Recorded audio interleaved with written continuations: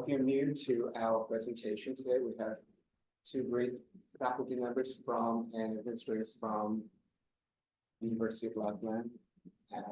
This is the University of Applied Sciences, and I visited there not too long ago. It's a beautiful, beautiful place. Finland is a gorgeous country, and up in the north, you get to see Santa Claus Village, and it's really amazing, just an amazing northern feeling. And we have two great guest speakers here today, and this is being taped, so we'll be putting this out online for everybody to see. First, we have Maria Alakari. Maria is an international coordinator and advisor at Lapland University of Applied Sciences, Rovaniemi, Finland. That's where I stayed.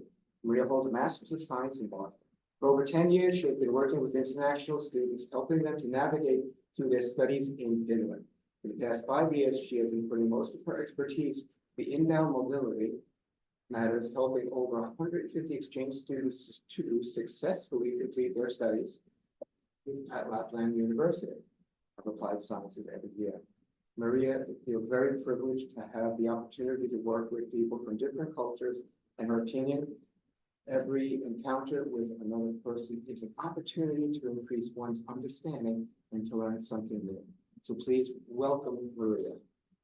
And I'd like to also introduce, if you could, Jason, let that person in. We have someone in there.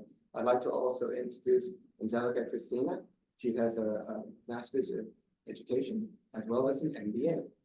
She's a senior lecturer since 2002 at Lapland University of Applied Sciences and a project manager for the projects Sustainable Entrepreneurship for Climate Action and Social Entrepreneurship at Lapland UAS. Ms. Christina holds an MBA, master's degree in education, is certified international project manager, and holds a diploma in economics. Currently, Angelica is pursuing a doctoral degree focusing on sustainable entrepreneurship at Lapland University.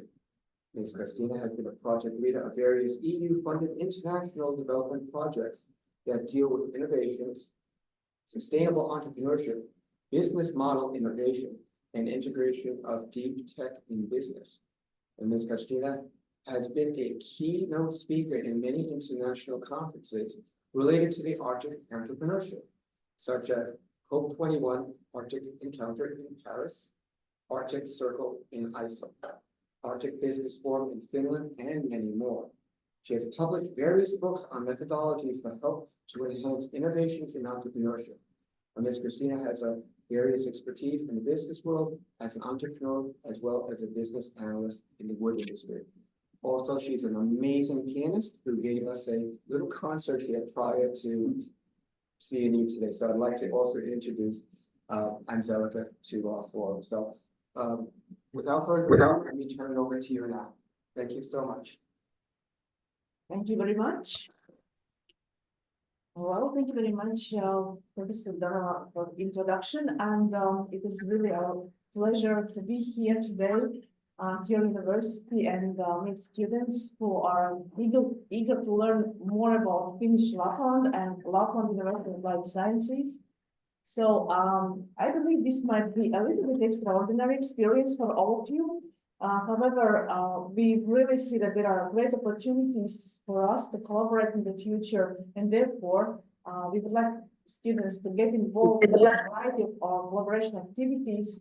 And probably this presentation, or hopefully this presentation, will help you to understand better what are the opportunities and what is this Arctic region and the north and the Finnish Lapland, where we are located and dealing with a variety of interesting, innovative and sustainable projects. All right, so today's topic, we are hoping that you will feel the magic and find your northern factor. So we are guiding you towards this northern factor today, and this is what we are presenting. Okay, so let's continue. It's changing, not changing. Sorry. Probably Professor will help us.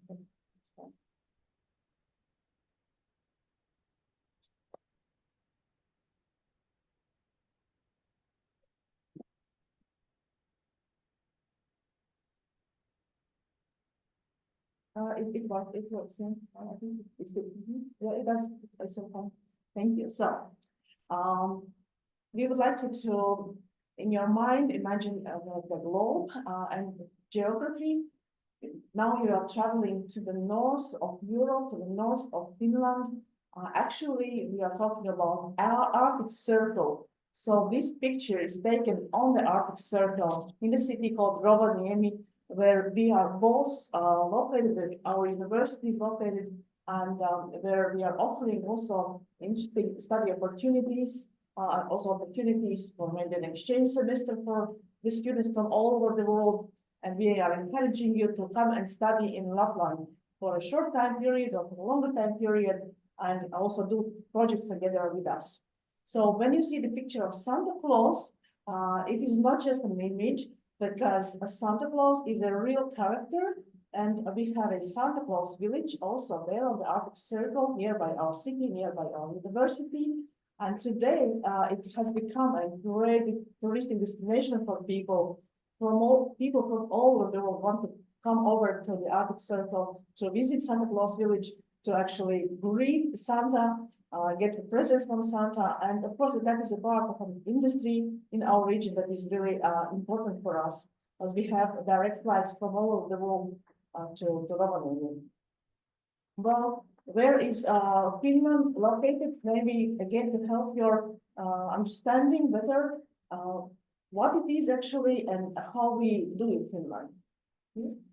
Thank you. So here you see the map of the whole world, and there the red small piece of land up there in the north is called Finland. And we wanted to put this whole map there because we know that Finland is a very small country, and quite many people around the world necessarily they don't know exactly where it's located.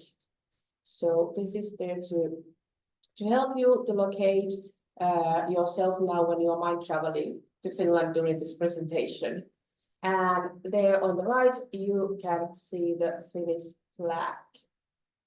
Oh, it's very well here. Okay, and how is Finland? Finland is known for its thousand lakes, so it is actually known the land of the thousand lakes. There are a couple of facts. Rather small country, population-wise as well. We have a bit less than 6 million people living in Finland. Our capital is called Helsinki, and that's located at the south of Finland. We have two official languages, Finnish and Swedish, but the majority of the population speaks Finnish. But also, I'd say, and I think Angelica can agree with me, that almost everyone speaks very good English as well. We have a lot of forest and water, and actually over 70% of the landscape is forest. So it is a very, very peaceful place to live, study, and stay. But while it's very peaceful, it still is very modern as well. All the cities are well equipped. We have a really good, now help me, what's the word? Not architecture, but infrastructure. Thank you. and everything is pretty much state of the art, so everything works really well. It is very tech savvy and innovative. That is something that we actually, as a very small country up there in the north, has to be if we want to find our way to the whole globe, so that everyone would know us in some way. So we have Angry Birds, we have Nokia, and I don't know if you know Kone, lifts, elevators, and a lot of other innovative things as well. It's together at the same time. I know this might sound strange. It's silent and loud.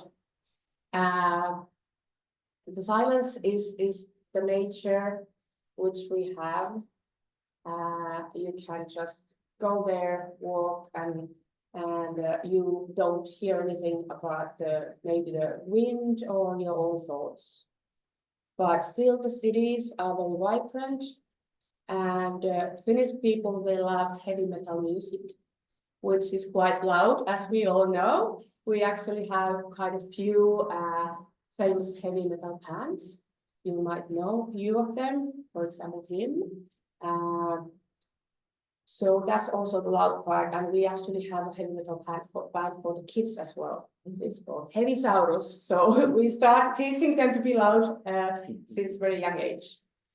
We are extremely polite, but still a bit crazy. We have all kind of crazy competitions. We tend to enjoy of going to the sauna and hit ourselves with a bunch of branches from the birch. And then we, during the winter time, we run outside and jump into the frozen lake. There's of course a hole. We're not jumping on top of the ice, but there's a hole on the lake. But we are also equal and very trustworthy. Finland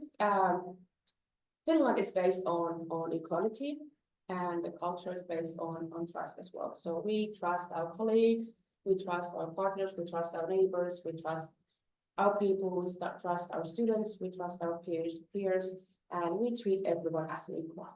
So when you come to study in Finland, if you come, there is no Mr. and Mrs., there's no professors, or we call everyone by their first name. Yeah, one fun fact there, we are among the biggest coffee drinkers in the world. So basically every break we have, we serve coffee. Morning break, coffee, lunch break, coffee after lunch, afternoon break, coffee, etc. And we even have decaf caffeine, which is specially designed those who enjoy drinking coffee also during the night, so that they can still sleep. Finnish, as you probably might know, is one of the hardest languages to learn. And just to give you a little piece of information about that we have over 30 words for just snow and ice. But Finland is the happiest country in the world. We have been voted that, I think it's the 7th year in a row. So in case if you come to Finland to study or travel or whatever, you will come to get an experience, very different things, but also the happiness. Now we are, as Angelica mentioned, we are coming from Lapland. And quite often we hear that what's Lapland? Is it its own piece of land there, somewhere up north?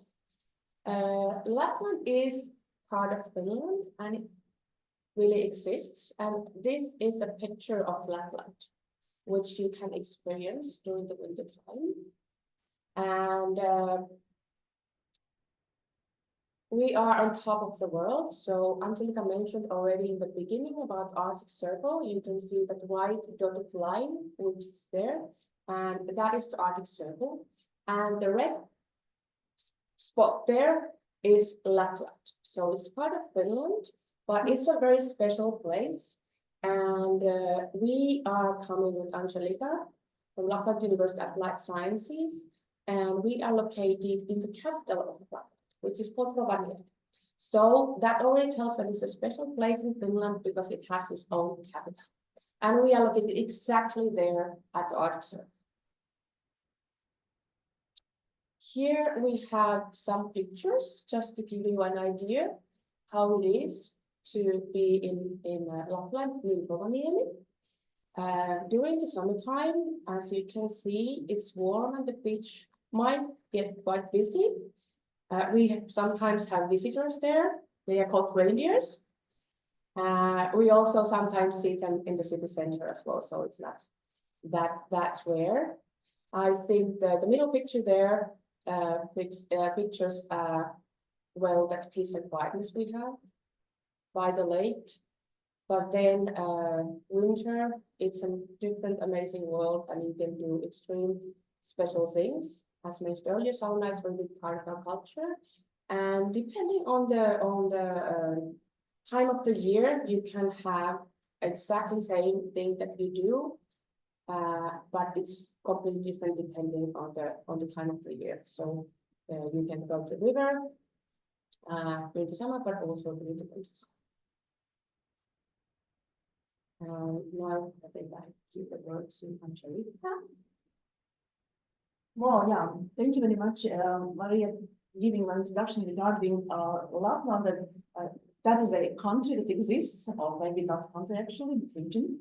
And what is maybe really remarkable, as Maria mentioned, we really have this important role, or the place that we are located actually in the Arctic region. And being there in Lapland, yeah, well, there is snow and cold, but also sometimes warm and nice and sunny. But this is all about the Arctic region. So we say that it is really special region to be part of this Arctic area. And we say that this is one of a kind adventure. And we say that those people who come to Lapland, those who come to our universities, these people are looking for something really extraordinary. And this is what we are actually offering there and also living there and experiencing.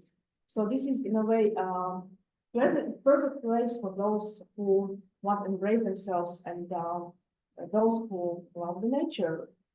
It is something that for you to enjoy at 24/7, along with the modern and normal like livelihoods.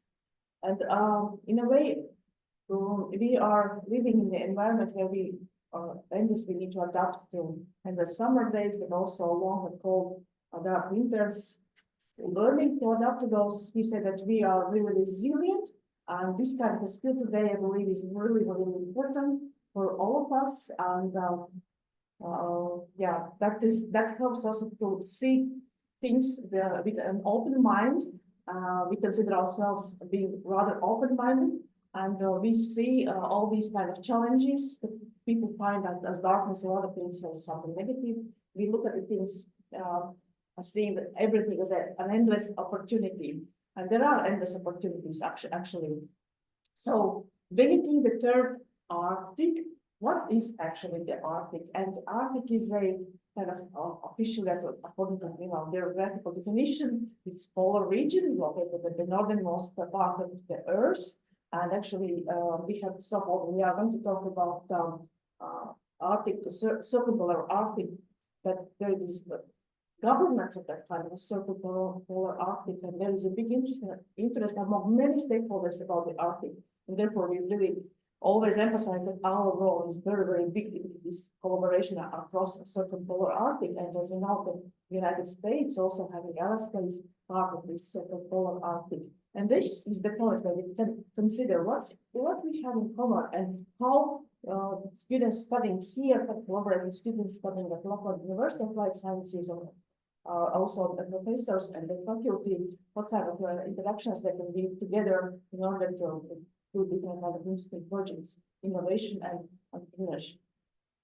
Well, but actually there are many other definitions for the Arctic, from the geographic point of view, but also political point of view and economics, and there is really a lot of going on. And most of the time, or often when I'm lecturing to students, to those who are outside of this region, not always know so much, and now are not aware, but now with these kind of presentations, there is a discovery, and that is the students feel that, okay, I get some kind of an interest regarding this region, and then that kind of is a good motivation for you to, when you come over and experience this with us, because yeah, I think our collaboration here at the university gives this opportunity. But then again, thinking from the global point of view, we are talking today about the climate change. We are saying that there is a really direct impact in the Arctic that we are observing ourselves like on a daily basis, and also among other economists, the Economist was publishing this article, The Vanishing North. It felt that it is to many people, this is something okay happening there in the article, doesn't concern us. But today we know what happens in the Arctic doesn't stay in the Arctic. And in general, we can say that there is a really growing economic activity at the moment. It's really, really booming. Some scholars are saying that this is the momentum of the Arctic, and we have a lot of different industries. I mentioned already, like tourism, but we have mining all across the Arctic region, of course, for different kinds of deposits and minerals. We have lots of different kinds of production, pulp and paper mills and so on. Many of different kinds of industries that you can experience. But why there is this kind of an interest towards the Arctic? As I mentioned, climate change, of course, we want to understand what is the actual impact on the Arctic regions and ecosystems and also across the globe. But as I mentioned, the large-scale industries are really growing and lots of investments currently in the Arctic. And of course, in general, Maria mentioned about these natural resources and nature itself and opening the northern sea route also, of course, is a big part of this kind of dynamics in the Arctic. And we say that today we are experiencing Arctic construction era. And according to data, we still are kind of experiencing great demand for different kind of energy resources, and 30% of all the energy resources are located in the northern region of the globe. Yeah, so among other, not only there is the dynamic economic development, but also there is established governance for different Arctic interactions, collaboration, and activities. There is we go back to 1991 when in Rovaniemi, the city where we are located, our university is located, there was signed Rovaniemi Declaration by all the countries that are countries of Circle Polar North and Arctic, and it was a common agreement regarding protection of the Arctic environment by all the parties, and that is really important. So there was joint commitment even before the Paris Agreement in 2016. So that is really relevant and remarkable kind of sign of collaboration and commitment. Later on, we deal with so-called Barents Arctic Council that was established in 1993, and then later on also Arctic Council in 1996. Today we have also Arctic Economic Council. So there are lots of different kind of initiatives across different regions as well as among different stakeholders. And I think this is also demonstrating that this kind of a governance of the Arctic, that there is a big interest towards the Arctic, and there are many projects and activities taking place. I like to show this picture because for people again who has less understanding or have image, like maybe a rather remote image about what I'm talking about regarding the Arctic. I mentioned about the mining. There's a big industry in our region, and here's one of the examples. There is a city called Kiruna in Sweden, just across, like we are bordering with Sweden. Finland is neighboring Sweden, and this city is well known for the fact that they are moving entire city to other location because they have discovered a lot of iron ore deposits in this region. And on this picture, what you see is that truck is moving entire house, moving that house to keep it authentic as it used to be to another area. So you can see that the magnitude of this different kind of economic and different kind of development activities. So entire city will be moved to another location or nearby location, so that otherwise it is going to sink and all this entire city disappear actually. So now, when it comes to Lapland University of Applied Sciences and us, of course, we take into account this Arctic context, and we act as important. We have a great role in this regional development, and in our strategy, all these Arctic perspectives are deeply embedded. And we say that we are contributing to the Arctic vitality, or Arctic vitality is energizing entire region. So when it comes to the Finnish education and how we are activating, how is our university, what we are offering, how we are working, there is, I think, again, quite a lot of the world discussed about Finnish education system due to period when Finland was among the top of regarding the PISA tests, like they have scored quite high for many years. Finland was at the top. Now Finland has dropped a little bit But that is maybe another trend that we need to see what is happening, what is going on. But in general, the perception of Finnish education, I think, is well known worldwide about what Finland is offering. That concerns also universities and universities of applied sciences. So we are very much connected with the practical working life. Our country has very little kind of natural resources. Of course, we have forests, but we don't have oil and gas, for example. And it is said, according to the ministry, they said that the only and the main resource in this country is our people, and we need to educate people as much as we can. And it is said goal by 2050 we will have half of the nation will have higher education. Well, that is the aim. They want to have at least half of the population has higher education. Yeah, well, but to tell you the truth, we never aim to be on the top or score on the top. Finland has been always working from the point of view that we need to create such a system that contributes our economic development, well-being, welfare state, and so on. However, it was, I think, 2001 or 2002, when we wake up and we see the news all across different kind of media, and they are telling us about, oh, Finland has the world's most admired education system, and there is news in CNN, in BBC, and all across the media. Now, that started this kind of that people want to learn what Finland is doing in particular, and we were benchmarked, or still we had lots of visits to Finland to benchmark what Finland is doing and how Finland is doing. And I think it's translating many, as I say, scores, results, and so on. Even though, of course, we cannot compare probably with top universities like,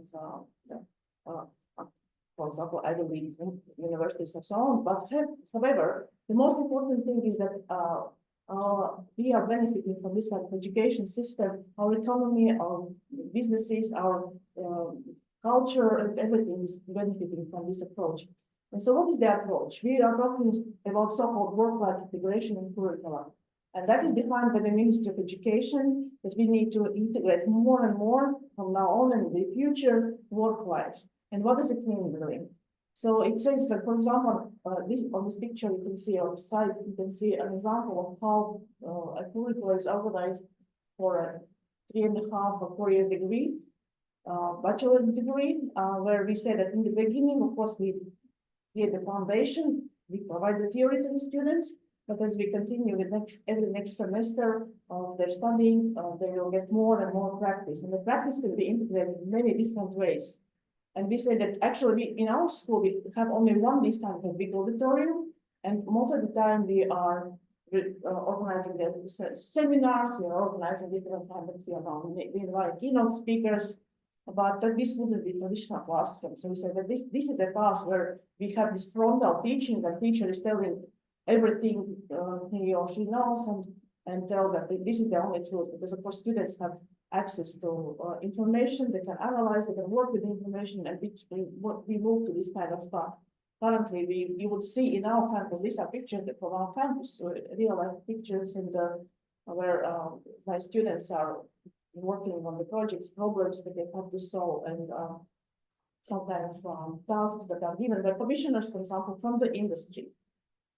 So teamwork and this kind of independent work supervised by the teacher, we sometimes call ourselves, we are coaches, not lecturers, even though my official title is senior lecturer, but probably in the future we will change that and it will be a coach more than just a lecturer.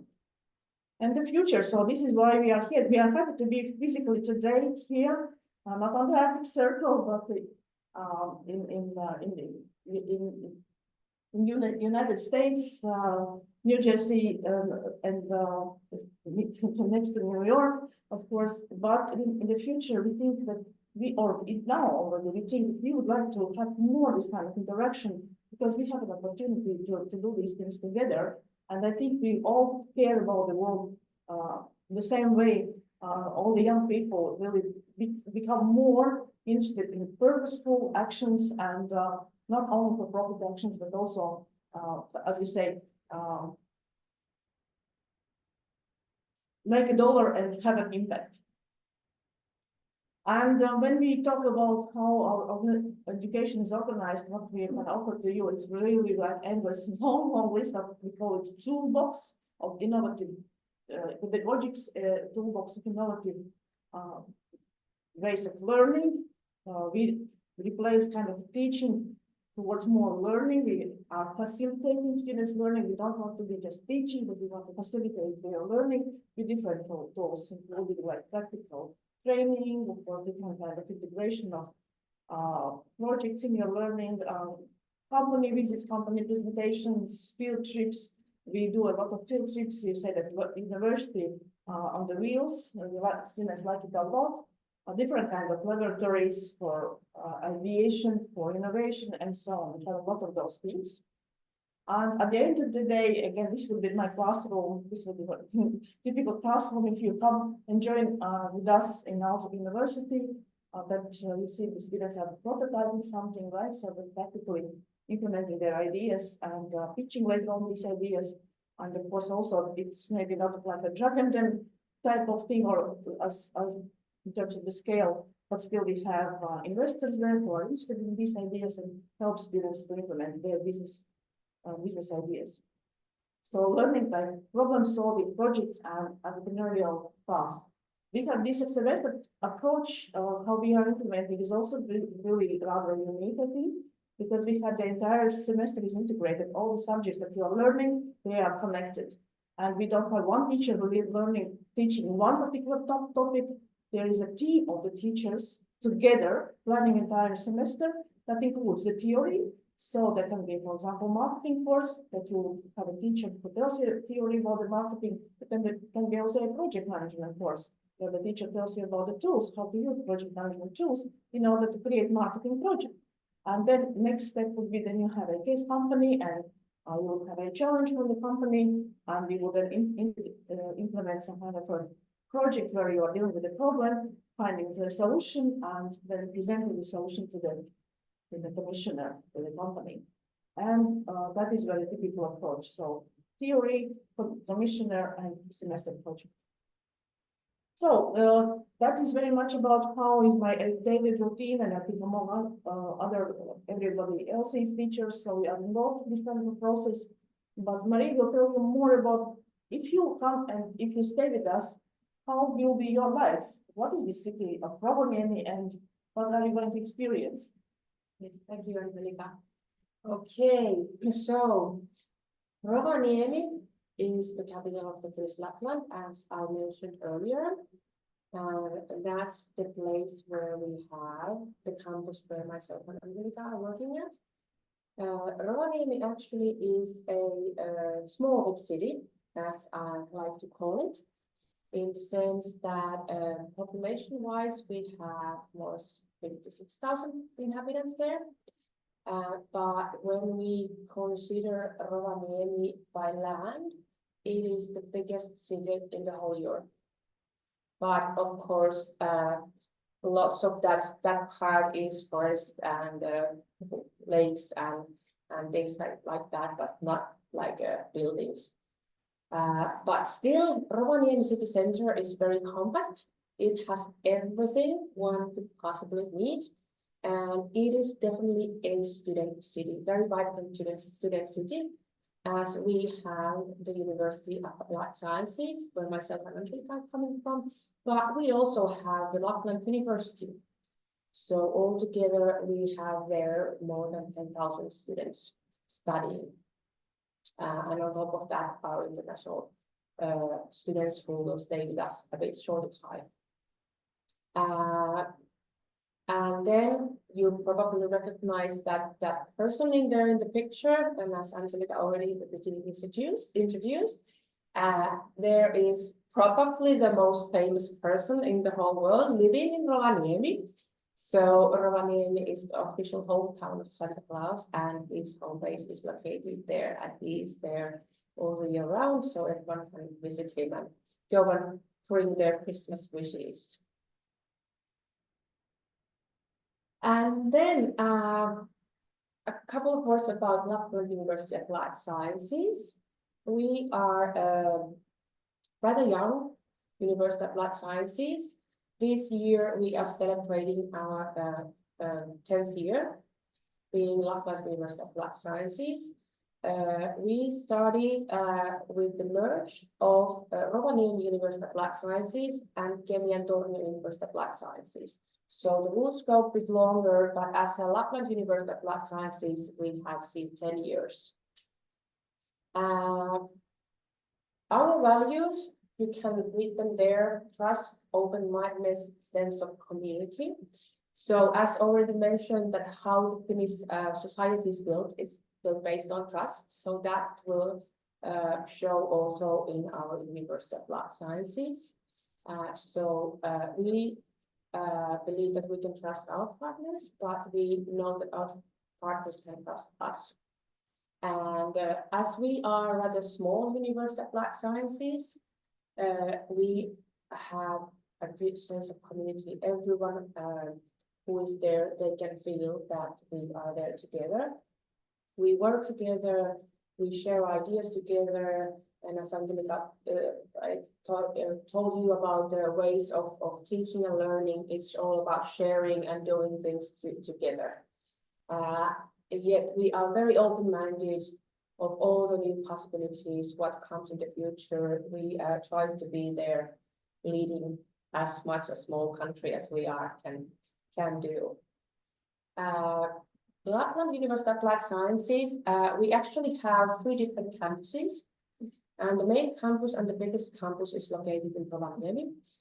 Yet we have 2 other campuses, Kemi and Tornio campus, and they are located, both of them more or less 120 kilometers from Rovaniemi, and I believe that is 60 miles, 65 miles, yeah, the distance. And Rovaniemi campus has 3,500 students, and then 2 other campuses, they are a bit small. On top of our degree-seeking students, we have exchange students, more or less depending on the year, 200 per academic year. And then a little bit more about Rovaniemi and what we offer there. There on the left side, you can see a picture of Rovaniemi. It's called Lumberjack Bridge, which is the famous bridge we have there.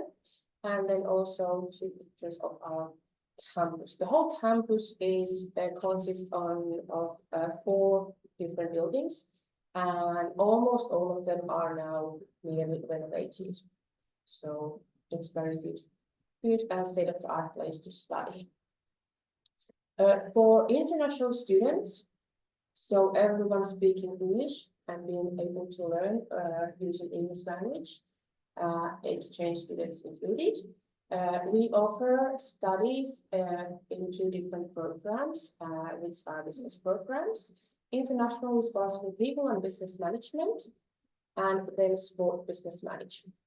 We have a long roots with this international business program, but Sport Business Management program was introduced, I think, a year ago was the first intake in that program. All in all, we offer good possibilities for exchange students as well. And as mentioned, all the studies within these programs are taught in English.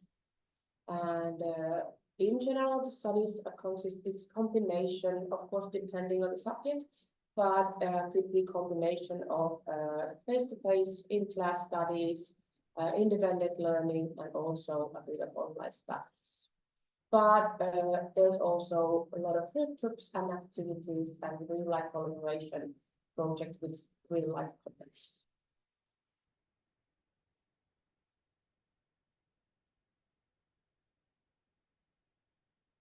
And I'm coming back to the principles that I mentioned already, but now I would like to invite anyone who is participating in this presentation or will be watching it later.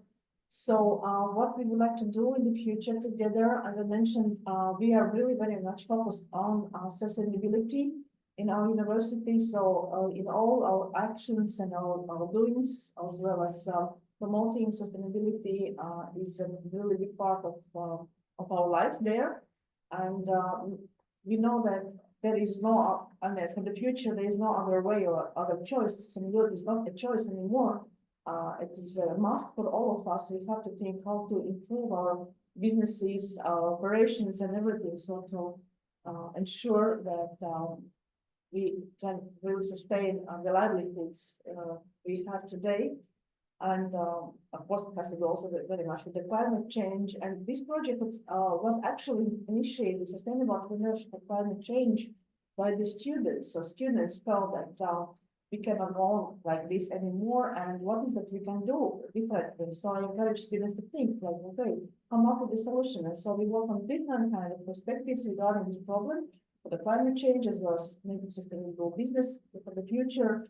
And the students are working on different projects. And this is how I see how we could further collaborate with your professors as well as with the students, and organize events, organize educational webinars or maybe seminars, as well as work on actual challenges and climate action challenges, as well as look at the climate change as a source for innovative entrepreneurial opportunity.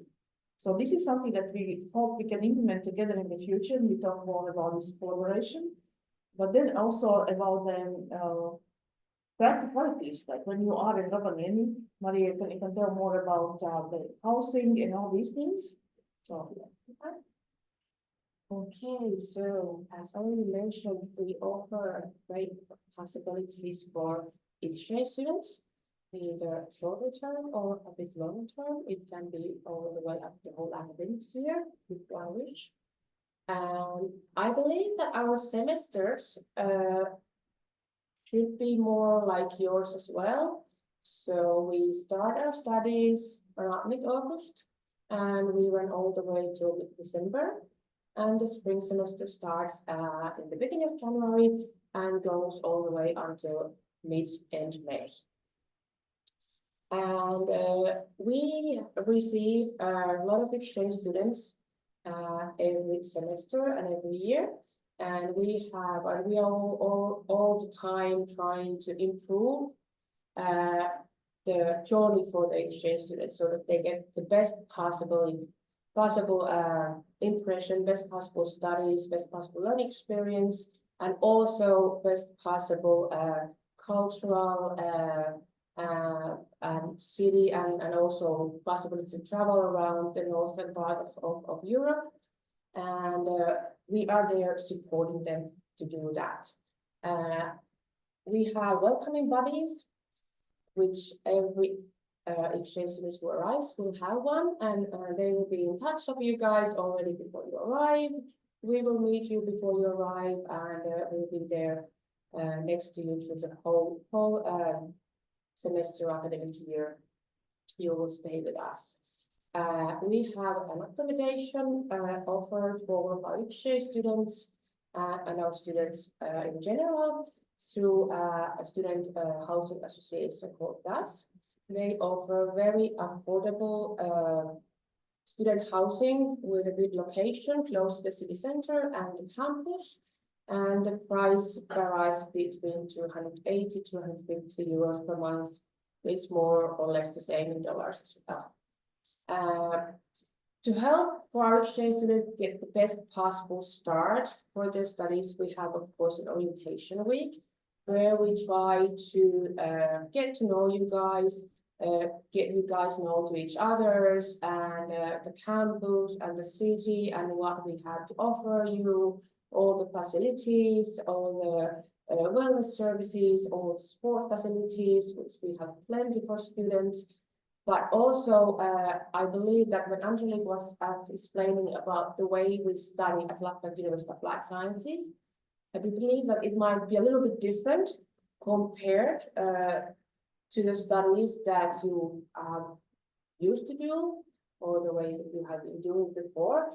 And for that, we also have invited Angelica for every orientation we held, so that she will guide you guys through the whole learning process and instruct you so that you are not lost in the beginning of how we work there and how you learn.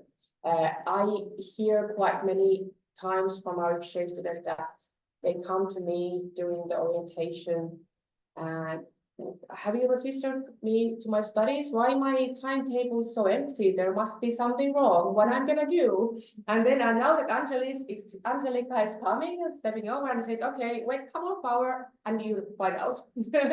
So even though the timetables might look not so busy, there is a lot of independent work and you have to create your own schedule and keeping track of that. So it's not empty, but yeah, we have good instructions given by Angelica for that as well. And as mentioned, Rovaniemi, as is very vibrant student city, we have extreme active student unions and also ESN Lapland, which is Erasmus Student Network Lapland. And they take care of all the international students who are staying in Rovaniemi, and they arrange a lot of trips to Norway, and they have cruises, Sweden or Estonia, a lot of activities in the city, etc. So there is something for everyone. Also, in case if one is interested in getting to know more about Finnish culture, we have a Finnish friend program, so one can have a Finnish friend. It's completely up to you what you want to do with your friend, but the aim is that she or he, or it can be a family or a bit older person or whatever, but we try to match them based on your wishes. So you can go hiking, you can go to coffee, bars, pubs, or sometimes depending if it's family, they have been taking our exchange students to the river, to go fishing, or to go hunt northern lights, etc. So that's a great way to get to know more about Finnish culture and the Finnish way of living. And then, as we don't really have dormitories, we don't have there this kind of lunch or meal packages, but we have a restaurant in University of Life Sciences and also in the Lapland University. And when you come to study with us, you can get a lunch card, which will give you a student discount for lunches, and you can eat in many restaurants. Actually, there are other restaurants around the city as well, and you can pay only more or less €3 and you get the full meal, salads, warm meal, breads, drinks, etc. So please do find us in social media. In case if you have any questions at all, we are more than welcome to hear from you guys and answer your questions. And hopefully someone decides to join us at Lapland University of Life Sciences as well. Here at last, we have our grand home. And this is something that we show all of the new international students who come to Lapland University of Life Sciences. We invite them to find their own northern factor while they are staying with us, and that can be anything. It can be the snow, it can be the quiet nature, it can be hiking, it can be the study methods, it can be the northern lights. Everyone has their own northern factor, but we hope that everyone has one when they are finished with their stay with us, or finished if you come to tourist, you are going back home. Thank you. Thank you very much. Thank you. Thank you so much. Thank you so much. Just want to wrap this up and thank you, Angelica and Maria, for a fantastic presentation. And I've been to Rovaniemi, Antonio, and Kemi myself when I was over all three of their campuses, and they're just beautiful. So if there's any, on behalf, of course, of NJCU School of Business, Fulbright Finland, and Fulbright New Jersey, I want to thank you, and I want to thank Lapland University of Applied Sciences. For any NJCU student that wishes to attend for semester, you would contact me, Dr. John Zanella. I'm chair of the management department, and I can work with you about how we would look at the credits that you would obtain in Finland, where we would be able to use those as exchange for the credits in your current program.